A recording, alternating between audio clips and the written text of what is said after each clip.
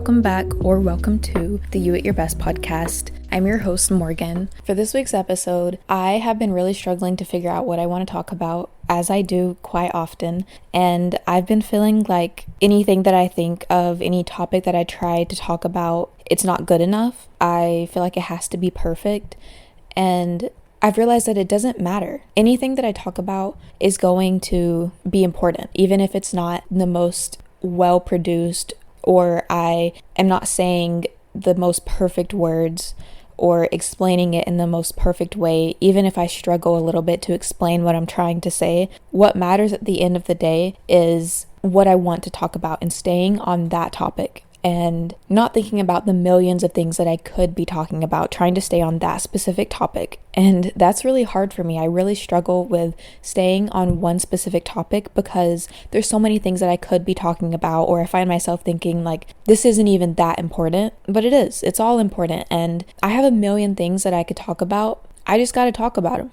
without thinking about something else that could be better. So with that being said, I want to make this episode about what it's like having an addictive personality. I feel like a lot of us, we know someone or have heard of someone who struggles with addiction, and we feel like that's not us because we aren't addicted to alcohol, we're not addicted to drugs, and sometimes it's someone in our family or people that are close to us, and sometimes it can be a genetic thing, and we just think, I didn't inherit those genes because I'm not addicted to drugs, I'm not addicted to alcohol. But then we deal with addiction in other aspects of our lives. And that's what I wanted to talk about in this week's episode. Why we do it, how we can better ourselves and start getting away from these addictive habits and addictive behaviors. For a lot of my life, since I was a kid, I have been so addicted to Takis because whenever I was a kid, whenever I would eat Takis, I felt safe. I started eating them around a time that life was a little bit chaotic, and I would go over to my grandparents' house and I would lay on the couch watching SpongeBob and eating Takis. And I felt so safe and content and happy then that my mind associated Takis with that happy feeling. And I continued doing that throughout my life. Anytime something negative would happen, I felt any kind of negative emotions, or I didn't even have that bad of a day, but just like wanted to feel happier, I would eat Takis. And I did this with food in general, but Takis was the biggest thing for me. And a couple weeks ago, for honestly probably 8 days straight, I ate Takis every single day. If I had work, I would come home, take a shower, or if I was at home all day, I would take a shower and then go to the gas station that was close to us, buy a bag of Takis every other day, and I would lay in bed eating Takis while watching something on my computer. It kind of became a habit for me, and I remember telling my boyfriend, these Takis aren't even that good, but I'm still eating them. Because whenever I was younger, Takis used to have different ingredients and a different formula, so they tasted a lot better then than they do now. But even though they don't taste good, it feels like they're the only thing that brings me that joy, that instant happiness. And then I feel like crap afterwards because I ate so many of them and I couldn't bring myself to stop, and I had no self-control. So then I just kept on eating and eating, and then my stomach would hurt, my chest would hurt. And for those 8 days, I did not feel good at all. I was in pain a lot of the time. My body was suffering because I wasn't taking care of it, and I was eating like shit. And I think having Takis every once in a while is okay, but whenever it becomes a thing where I'm doing it every single night, and I know that I don't even want them, but I feel like I have to eat them anyways because it kind of became my pattern and an everyday thing. After that, I stopped letting myself eat them. And to be honest, it was mostly my boyfriend because he knows my habit with Takis and he knows how bad they are for me and how addictive they are for me personally. And he would tell me, like, you have to stop eating these. And we've had times in my life throughout our relationship where he just literally bans Takis for me. He tells me I'm not allowed to eat them. And I used to get so mad at him for that. Him and my mom both, they would ban Takis. But that happened this time, which it happens all the time. I eat too many Takis and then my boyfriend bans them. And then one night I just got out of the shower and I sat on the couch with him and I asked him, will you go buy me some Takis? And then he looked at me, he said, no, I won't. And then I was like, why though? And then he's like, I'll buy you anything else. I'll go to the store and I'll buy you ice cream. I'll buy you some random chips, but I'm not buying you Takis.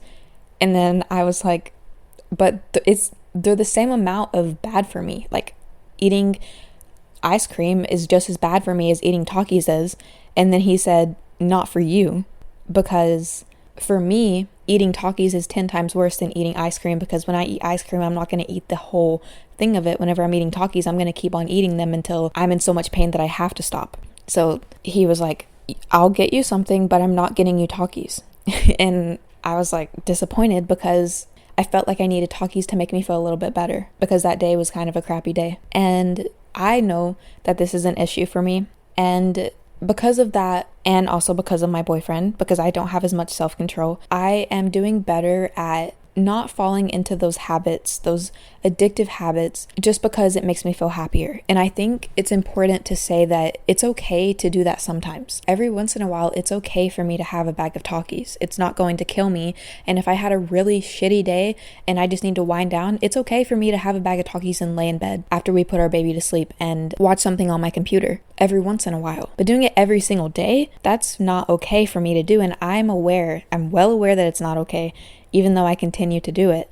And that's what I mean whenever I say having an addictive personality. Someone who uses outside things to avoid what's currently going on, even if it's not necessarily something bad. Another example I have is I started gaining weight in 2022, not for any specific reason, but just because I was growing into an adult woman body and I was no longer a teenager. So my healthy weight is 145 pounds, like around that stage. But before that, I was around 120, and before that I was around like 105. So gaining that weight really made me scared, because a lot of the women in my family struggle with weight gain, and I feel like a lot of us have a lot of IBS problems as well. And I was so scared of following the pattern of the women in my family, where we're always pretty small when we're younger, and the older we get, the more we gain weight. And that's just kind of what happens in my family. It's a genetic thing. And I was terrified of that happening to me. So I started calorie counting, and I started, in a way, kind of starving myself. And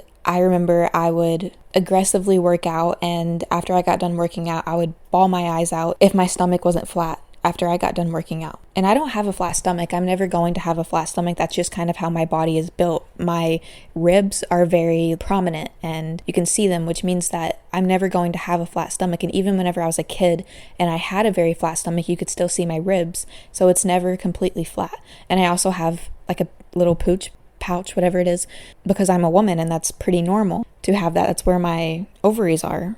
But if I didn't have a flat stomach, I hated myself, and I was calorie counting and starving myself so much that I wasn't getting full. And since I wasn't getting full, I would drink a Diet Dr. Pepper to try to help me feel full, to give me that feeling of fullness so that I could continue having less calories. So I became addicted to Diet Dr. Pepper because, first of all, it tastes amazing. It's like the best drink in the world. But also because I was so terrified of not being full that I would just keep on drinking a Diet Dr. Pepper anytime I ate, all the time. And because of that, I was so hungry and I was starving so much, but I also relied so much on that Diet Dr. Pepper to help me not be so hungry. And I've gotten to a place now where I've cut back on sodas a lot, and I drink water with most meals because I want to listen to my body and I want to eat what I want. And it can be really triggering for me sometimes because I find that I need more food. And my whole life I've been taught that if you eat more, it's bad. And because of that, I really struggle to let myself eat. And I oftentimes find myself wanting a Diet Dr. Pepper just so I can not eat too much or not eat too many calories. But I remind myself that this is not something that's okay. I can't continue to hurt my body and put my body through pain just because I'm scared of gaining weight. Gaining weight is a normal part of life, and I believe that whatever weight my body is at, whenever I am fueling my body and eating the best way I can't eat healthy all the time, that's impossible, but eating what my body needs and what my body craves, and not what my mind craves, but what my body craves. Whatever weight I'm at in that situation, and I'm taking care of my body and working out, but not aggressively working out, that's the weight that I'm meant to be at, and that's how my body is meant to look. And that's what I've been trying to ingrain into my head, not that I need to be skinny or look perfect all the time. And these two situations, I have multiple different ones, but these two situations especially are the reasons why I understand the difference between whenever something becomes bad for you versus whenever something is good for you and is enhancing your life, because I have been through it. I've spent some time in my life struggling with trying to depict the difference between if something is an addiction and an issue, or if something is good for me that I'm doing. And there have been times where I've taken away something from myself that makes me happy because I was scared that it would become an addiction. So I kind of want to talk about the difference between whenever something is an addiction and when it isn't. And the biggest difference is whenever it's something that maybe is becoming an addiction and is bad for you, you feel like you need it to make you happy. You are really struggling, and that's the first thing you think of, the first thing you go to every single time. Whenever it's not an addiction, it makes you happy and enhances your life, but it's not needed whenever you're struggling, and it's not needed to make you feel better. An example I have is coffee for me. I really love coffee, and having an iced coffee, making an iced coffee at home, going to Starbucks to get an iced coffee or a matcha, it makes me really happy, and it enhances my life, and sometimes it's good for my mental health. And coffee is not an addiction for me, and it's not something that is a negative pattern for me because I don't feel like I need it. If I'm struggling, sometimes a coffee will help me feel a little bit better, but I don't feel like that's the one thing that will fix my problems. I don't feel like going to get a coffee is going to fix every single issue in my life. I know that it's going to enhance my life and make me happier, but I don't feel like I have to have it, if that makes sense. I'm repeating myself because I'm trying to figure out how to say this correctly. And it makes me happy. It brings positivity into my life, but it isn't something that I use to hide from something that's going on and something that's bothering me.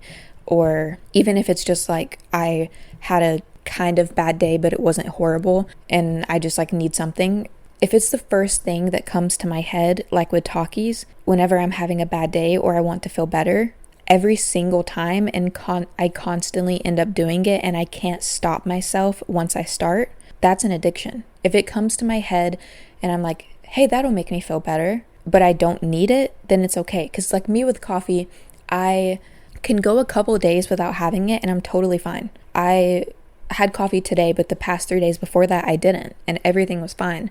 But with talkies, it kind of became like I had to do it, and the days that I didn't eat the talkies, I felt worse.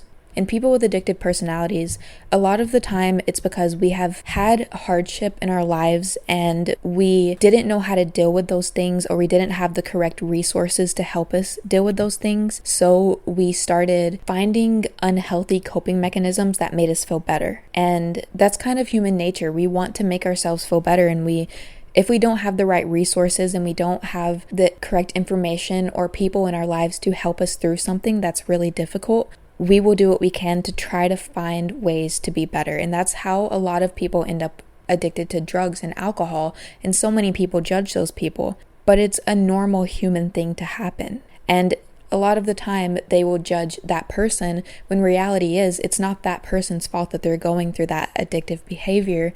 It is the fact that they were never given the chance to be able to cope with the things that they're struggling with in a healthy way. And that's why we do it. We are trying to cope, and we are trying to make ourselves feel better. We are trying to fix things, and we're trying to enhance our lives and take care of ourselves. And in return, it ends up becoming something that's unhealthy. So judging people for any kind of addiction is not going to help them. It's only going to make them feel worse and start spiraling more and hating themselves more, because it was always positive intent. They innocently did it. And we often take addicts and look at them as not innocent human beings who are just trying to survive. When reality is that's exactly what they are. So whenever you find yourself being addicted to something, don't let that shame come up. Don't let that spiral of I hate myself and I can't believe I keep on doing this. Don't let that come up. And I know sometimes it will, and sometimes we will feel guilty, but don't let that guilt turn into shame. Let that guilt help you better yourself. If you feel guilt, that's a sign that something's going on that needs to change. That's not a sign that you should hate yourself or be angry at yourself or think that you're the worst person in the world, because you're not. Trust me, there are people out there that are way worse than you, and the average person, we hate ourselves so much, but we're just regular, normal people, and we're not bad. So if you find yourself being addicted to something, or you find that you have an addicted personality, it's okay. Remind yourself, it is okay. I'm fine. Everything is fine. I'm not a bad person. This is just me innocently trying to do something good for myself. This is me innocently doing the best that I can with the resources that I have, with what I have been given. But now you're given better resources and better information, so you can change that now. And for me, something that really helps is having someone to keep you accountable. My boyfriend, he keeps me accountable whenever it comes to my talkie addiction. And if I tell him about an addiction I have, sometimes I just don't say anything because I know that he's going to hold me accountable because he cares. He wants me to do better and he wants me to thrive. He cares about me. So having someone that cares about you and that has your back, that is so helpful. I know not everyone has that. So if you don't have that, you can be that for yourself. You can be that person that keeps you accountable, kind of like having an adult talking to a kid. You can look at it as your higher self, the better version of you, your future self, however you want to look at it, is helping guide their child and the person that they are taking care of and raising to be better. And they're doing it out of love. Don't be unkind to yourself. Give yourself so much grace and so much love and speak kindly to yourself every single time. We often think it's a joke if we say something like, I'm so stupid or I'm so dumb, and we don't think it's going to negatively impact us, but our brain doesn't understand the difference between a joke and a non-joke. If you constantly keep on saying I'm so dumb or I'm so stupid, even if you're joking, your brain is going to start to believe that. So be really kind to yourself and tell yourself, I love you so much. You are incredible. You are doing everything you can with the resources you have, and I'm so proud of you for trying even whenever it's hard. Speak kindly to yourself any chance you get. An example I have, and this is kind of off topic, but at work the other day, I was doing dishes and I dropped an entire tray of food all over the floor. And in the past, I would have thought, oh my God, I'm so stupid. I can't believe I did this. This is so embarrassing. Everyone thinks I'm a klutz. But I didn't say any of that. I dropped it and I just laughed and I was like, oops, I dropped it. And then I said to myself, it's okay. It doesn't matter. You dropped a plate. I love you. I love that you're a clumsy person. That makes you who you are. And if it makes you who you are, then I love you. And I told myself that, and then I moved on and it was okay. And my coworker, I don't know how she felt about it, but it seemed like she was a little bit shocked by me not being unkind to myself. And I've noticed at work a lot of the time I am kind to myself and my coworkers are not kind to themselves. So whenever I make a mistake, they find themselves wanting to make me feel better, but I don't need it. And I think it surprises them that I don't need someone to make me feel better. But the reason why is because I'm kind to myself and I speak kindly to myself. So whenever you're recovering from an addiction, just be kind to yourself and say the nicest thing to yourself that you can. Don't say anything mean to yourself at all, even if it's a joke. Another thing you can do is to distract yourself. Try to keep yourself busy.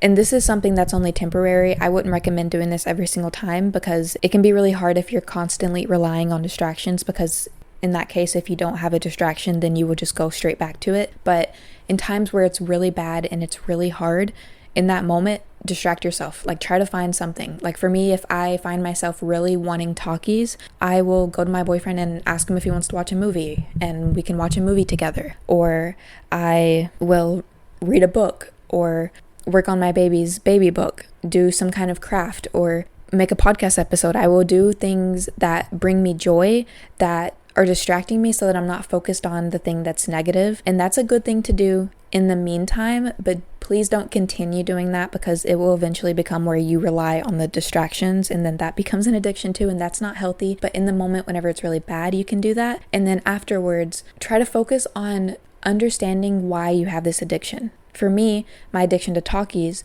it's because whenever I was a kid, they made me feel safe. And that's what it is for me. It's not how much I love them. Honestly, they don't taste that good anymore. But for me, it's knowing that I am in a safe space. And then for Diet Dr. Pepper, because it helped me feel full.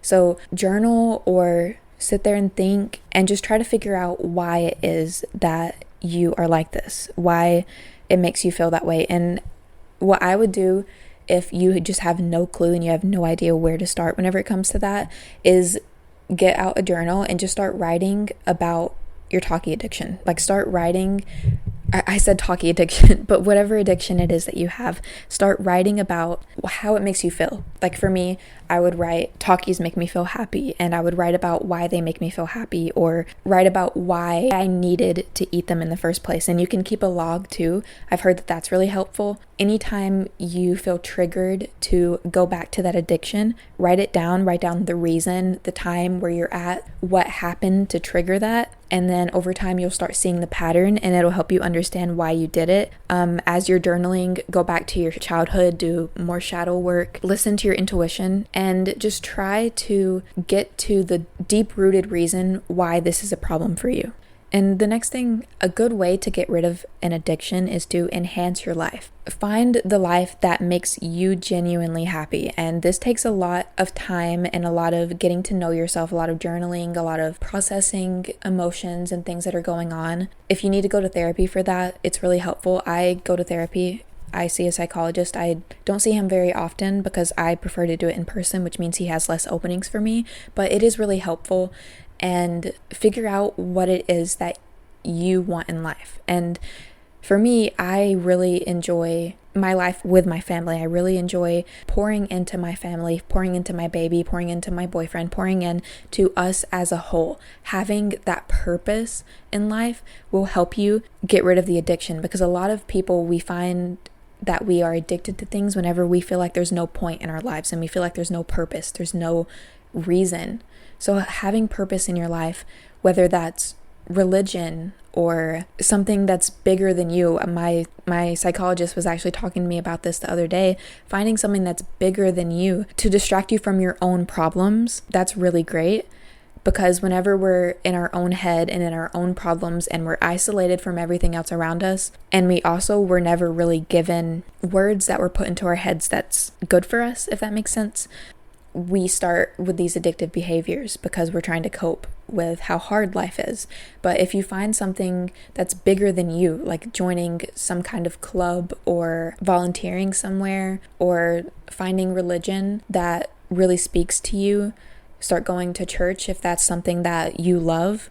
Just finding something that's bigger than you will really help you. And for me, the thing that's really good and really great is focusing on my family and enhancing that, and focusing on friendships and enhancing that, focusing on my relationships in general and enhancing those, and not focusing so much on myself and every single little thing that I'm struggling with. And this is something that I didn't really fully comprehend until my psychologist was talking to me about it 2 days ago. And it really stuck with me. It really helped me remember that, like, I'm really not that important. Like, my problems, my issues, they're not that bad. And if I focus entirely on my issues all the time, obviously I'm going to be sad and depressed because I'm only focusing on me. But if I focus on the bigger picture and everything else that's going on, that's so much more helpful. So find purpose in life. Find something that's bigger than you, that makes you feel good and you feel happy. That helps you get out of that addictive mindset and those addictive patterns, because you have something that makes your life feel fulfilling. And as humans, we need purpose. That's a huge thing for us. If we don't feel purpose, we feel depressed. So find something that makes you happier, whether that's spending more time with friends, whether that's, for me, it's my podcast too. I have a million different things that help me find purpose. Just create the life that you love. And I know that's a lot easier said than done, but find things that make you happy and make you feel good about your life, that make you feel like you don't need to run from something. And you can do that by setting goals too. I have been recently getting into more of a headspace of having a cleaner home and taking care of our home. And I've been setting goals and creating habits that are healthy for having a good home and having a good body, being healthy for my body. I've been eating healthier. So just doing that, setting goals, focusing less on your problems and more on how you can fix those problems. Another thing you can do is meditating, doing yoga. That's so good for your body. I have sciatica right now, so I've been not doing it as much as I should, but trying to incorporate more yoga and meditation because it really does help you release things in your body, whether it's negative emotions or your body is just kind of tense. It helps release those things, and it's so important for us to release things. If we hold things in, it will literally over time kill us. So let go of things by doing yoga. If you're feeling angry all the time or resentful or stressed out, do yoga. And like I know so many people will think like that doesn't really help, but I promise you it does. It helps so much. And I am someone that needs to do that more often. And I'm going to be completely transparent on my podcast. I haven't been doing what I need to be doing to help heal my sciatica as much as I should. And that's okay because I'm human and it takes time to gain those habits, but just work towards gaining them and don't focus on the fact that you're not doing them. Because that's what I've been trying to do for myself, give myself grace, remind myself that I'm human and this is normal and I'm not used to these habits yet and it takes time. And also I love myself. I love the fact that I am a more extravagant person. I can't think of the correct word, but I'll just say extravagant, where I am constantly wanting to do something different. And I often get bored whenever I'm doing the same thing all the time, reminding myself that like I love that about myself and I love who I am. It makes me genuinely happy thinking about that being a part of my personality, and I need to better myself and enhance myself. Use and instead of but. That's really great whenever you're talking to yourself. Say, I love this about you and you need to fix it.